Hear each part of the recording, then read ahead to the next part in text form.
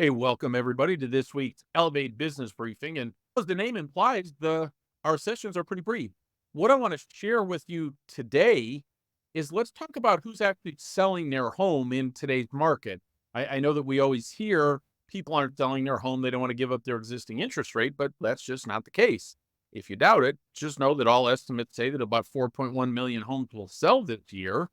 And where are those homes and those listings coming from? So today, I want to help you really look at your business differently and help you maybe make adjustments so that you create long-term and consistent, reliable, sustainable cash flow because that's what a business really is about, right?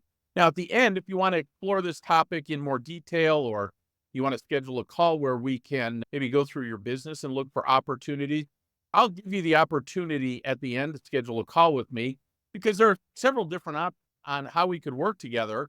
But just know this, I'll always make sure that you're in control of what that is. I'll give you the option. Now, the number one question that I want you to be able to answer after this class is why do you need to do this? The good news is it's about building a database of people that will list their home. And I'm going to give you complete control in deciding whether you think this is valuable for your listing business or not.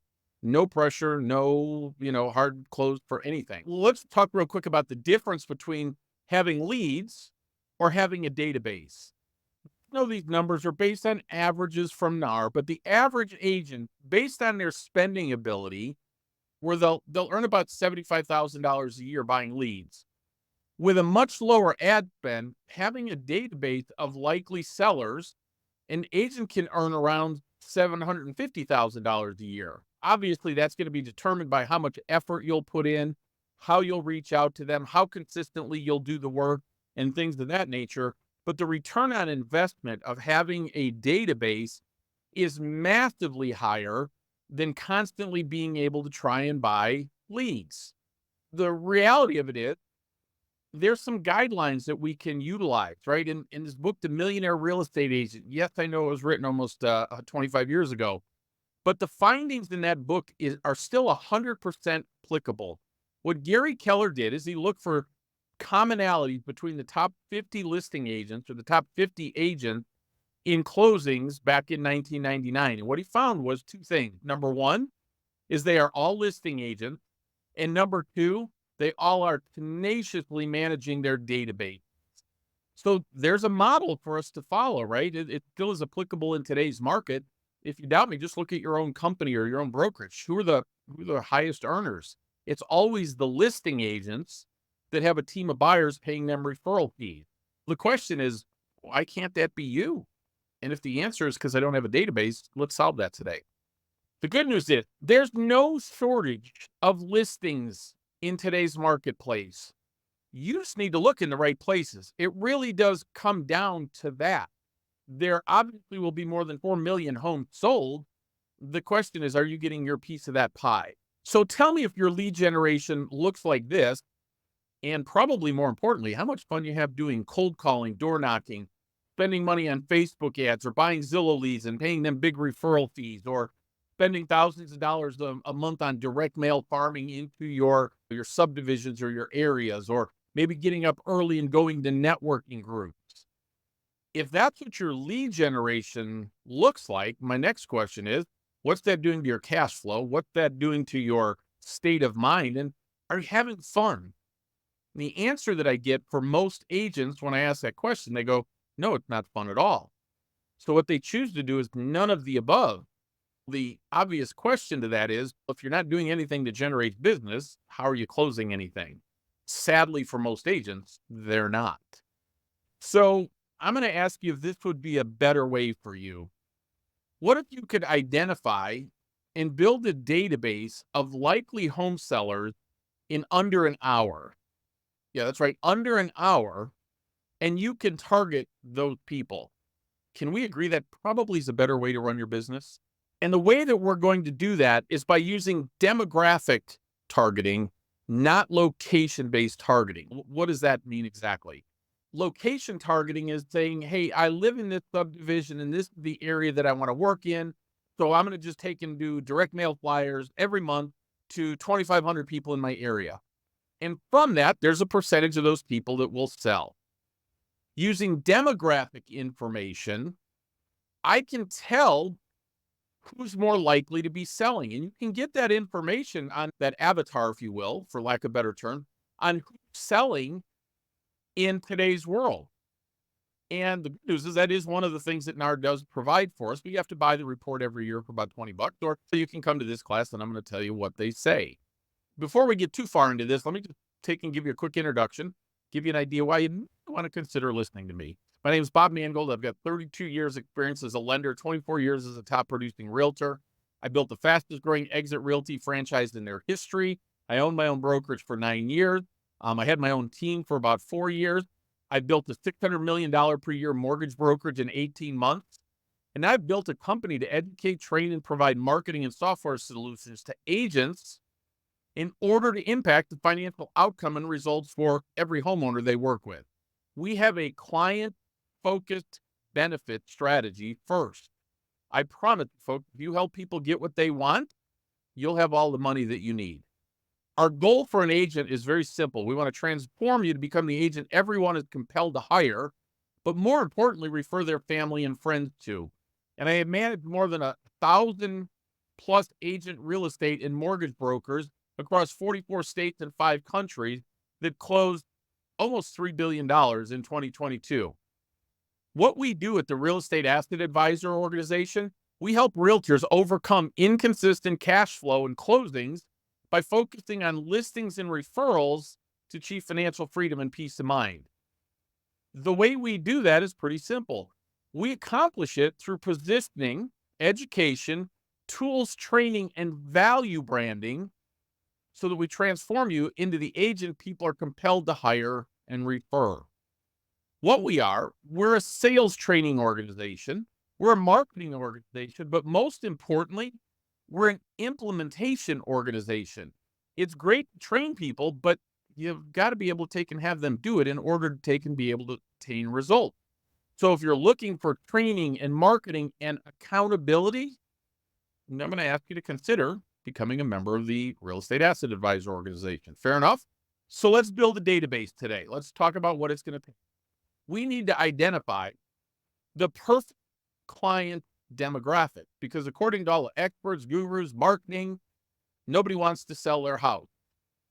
My question is, what about people that are getting divorced? See, the experts keep saying nobody's selling their home and they don't want to give up their 3% mortgage rate for a 7% mortgage rate. And certainly there's a function of that in the market and the economy today. But there are people like those that are going through a divorce that end up selling their house. It doesn't matter what the interest rate is, doesn't matter what the economy is, and it doesn't matter what the market. They just want to get out from underneath it. So let's look at the math. In year one, 19.1% of them will sell their home. Year two, 48.4% will sell their home. Now, I get asked this a lot. Why do the people in the first year only 20% sell a house? My guess is that they're trying to figure out, first and foremost, as a mortgage lender, can one of the parties refinance and get the other one off the mortgage? That's their first and foremost goal. And then when they find out that can't happen, then they look at, well, how are we going to sell? How much is the other party going to be able to buy a house? They've got to sort all that through. By the end of that first year, they figured out, and from the statistic, 48.4 are going to sell their home. The answer is they have to sell their home. That means that 67.5% of those people going through divorce are highly motivated sellers. Now, the question you probably are asking, is there a resource for that? And my answer is, of course, we can help you with that. Let's look at the next target. What are listings that didn't sell 12 to 18 months ago? They had a reason for selling initially. Now, that certainly could have changed there, but it's certainly a large number. And I think you'd be shocked in most major markets. I'll just give you an example. In Maricopa County, there's more than 27,000 people that listed their home that didn't sell it 12 to 18 months ago. There's a percentage of those people that will want to sell. Here's my second favorite target: flippers. Flippers could sell 5 to 10, 15, 20 houses a year. Wouldn't you want to be working with them? And you can get that data. right? You can find those people. Now, you're going to have a good value proposition that is going to help entice them to work with you, because many times the flippers try and sell it as a fizzball, and most of them are savvy enough not to do that. But the conversation that you have to have as an agent, which is what we help you with at the Real Estate Asset Advisor organization, is how do you take and turn these into clients so that, again, let's just say you find 10 flippers that sell 5 houses a year. Folks, there's 50 transactions from that demographic alone.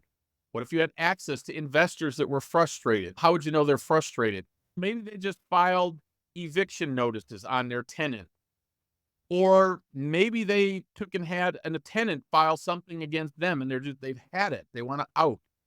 Or the truth is, we know statistically most investors keep a house for about 10 years, and you had that ownership interest or that ownership data. Would that help you? Here's another one that agents totally look past: B owners. So yes, we hear there's so much money in running Airbnbs, and there's no question you can make money in it. My contention is you're in the hotel business when you do that, but there's money to be made. So a lot of people get into Airbnbs and figure out, wow, this isn't what I thought it was going to be. And so I've got a very simple strategy to literally use the Airbnb platform itself to go and find these people who are motivated and teach you how to be able to reach out to them and have an intelligent conversation with them. What about probate owners, right? Homes that have fallen into probate or even pre-probate, where one of the two spouses or owners passes away. Those are having conversations with people that usually more than 90% of those people that have some probate filing end up selling their house. They may not do it today, they may not do it tomorrow, but is it okay if you had a database of people that sold a year from now or even 2 years from now? Or more importantly, here's what I challenge you to think about. What if you could put yourself in a position to start buying some of these properties where maybe you flipped them or maybe you held on to them because you got a good price for them, and turn them into long-term rentals and use that as your wealth building strategy. And now one of my favorites. It's the number one listing demographic for the next 25 years, for decades. So if you're watching this call and you're, let's say, 30 years old, you just know this demographic will work with you for the next 25 to 30 years. They'll always be there. And that the answer to that is understanding they were responsible for 65% of every home listed in 2022 and 58% in 2023. Who are they? They're seniors. They're the perfect recession-proof clients for the next 25 years. Let me give you an example. If you are, let's say, 75 or 80 years old, you've been in your house for 20, 25 years. We know from the data that NAR gives us, those people are likely to be selling their house. There's actually interest rate information that's available that if they have an interest rate above 6%, that they're even more likely to sell. Or just understand this, folks, as people get older, their health doesn't allow them to take care of a home like it did when they were younger. Now, I'm 68 years old, so I can tell you that is a real world scenario. So guess what? They may be 65 now. They may have no intention of selling their home in the next year or two, and something happens to their health. One of my agents in Orange County, California, had somebody that she had known and had been in her database and sold her a home several times. And she had talked to her, and she's 82 years old. She's, no, I'm not going to sell. I'm like, gosh, I got a great place. I'm thrilled. I'm happy. Literally 2 months later, she had a stroke. She could never live on her own again. She had to sell that property. Didn't matter what the interest rate was. It didn't matter what the market was like. She could no longer live alone. She didn't have a need for the house. So this is not going anywhere. And it continues to be promising for decades. Why? We have 10,000 people per day for the next 13 years that turn 65. Remember, 13 years from now, when they turn 65, 20 years from them, they'd be 85. That's 33 years of opportunity.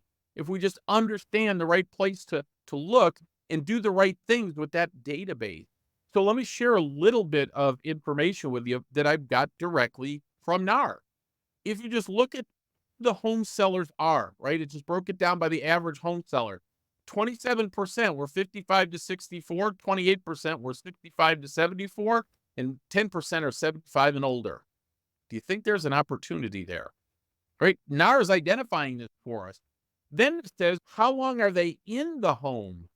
And again, you can take and follow this along. I just highlighted the 16 to 20 and 21 years or more. And you can just scroll across and see that's the highest percentage of those seniors selling. So they're telling us what the demographic is, what our avatar is, who we should be talking to. And then we just look at how long they've been in that home or how long they were in the previous home before they sold. And again, just take that 55 plus and take that 21 years or more. You can even go down to 11 to 15, but look at 15 to 20 and 21 years or more is 42% of all listings. And it doesn't matter what the market is or the interest rate is, folks. As people age, they can't take care of the property like they used to, or their health may change, or their family status may change, right? Their kids have grandkids. They're on the other side of the country. It's all there. But we've got to be smart about these people. The reality is they're the most overlooked niche in the real estate industry. Because remember, if they're selling, many times they're buying. Look at the average age of a home buyer, 59 years old. So we've got people that are selling their house and moving again, even driving up the average age of a home seller. That's pretty important data, don't you think? Now, let me just give you an idea of what this looks like. In Wichita, Kansas, a small market, about 400,000 in population. I like to use smaller and bigger markets. There's 14,712 seniors in that market. But when I apply the parameters that I want to search for, it gets me down to 2,671 people right now that they could tell me today they have no intention of selling their home, and 3 months later, everything changes. That gives you an idea of the opportunity that's available. Let's look at a city like Jacksonville, right? About 1 million people, roughly. 34,245 seniors. And when I say seniors, folks, I only did this with people 65 and older. I didn't even do down to 55. And then I applied the overlay of my parameters that I searched for, and it's 7,433 people. The reality is, folks, that's almost more than you could possibly work. But I want you to understand the basis of why that's such a powerful demographic. And here's another hidden lead source from this, folks. It's their adult kids. Remember, if mom and dad are 80 years old, chances of the kids are between 50 and 60. Those kids are also, or those people really, are also target for people selling. They could end up having the parents' home in probate. They could end up having to advise the parents on what to do to sell their home. You want to make their kids a friend, which expands your database. I didn't even run numbers on that.